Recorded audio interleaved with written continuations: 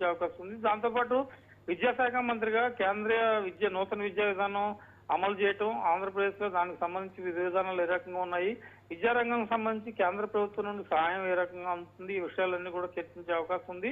దీంతో పాటు కొన్ని రాజకీయపరమైన అంశాలు అంటే లోక్సభలో రాజ్యసభలో ప్రవేశపెట్టి బిల్లులు, రాజ్యసభ ఎంపీలు ఎవరైనా ఇతర పార్టీల నుంచి టీడీపీ కానీ ఎన్డీఏ కూటమి కానీ వచ్చే అవకాశం ఉంటే దానికి సంబంధించిన చర్చ, ఇవన్నీ కూడా ప్రధానంగా లోకేష్ ఢిల్లీ టూర్ లో చర్చించే అవకాశం ఉంది. ముఖ్యమంత్రి చంద్రబాబు నాయుడు వెళ్ళిన 3-4 రోజులకే లోకేష్ ఢిల్లీ వెళ్ళడం అనేది చర్చనీయాంశంగా మారిందని మనం చెప్పుకోవచ్చు. ఎందుకంటే జనరల్ గా ముఖ్యమంత్రి చాలా విషయాలు మాట్లాడారు. మరి లోకేష్ ఈ రోజు వెళ్లే ఢిల్లీ పర్యటనలో ఎలాంటి అంశాలు చర్చకు వస్తాయి, ఏమన్నా కీలకమైన రాజకీయపరమైన చర్చలు ఏమైనా జరుగుతాయా, లేకపోతే ఇందాక మనం అనుకున్నట్టు కేవలం ఐటీకి సంబంధించి ఎడ్యుకేషన్ సంబంధించి నిధులు అలాట్మెంట్ వీటి మీద పరిమితమై ఉంటుందా అనేది మనం చూడాల్సి ఉంది. సువర్ణ.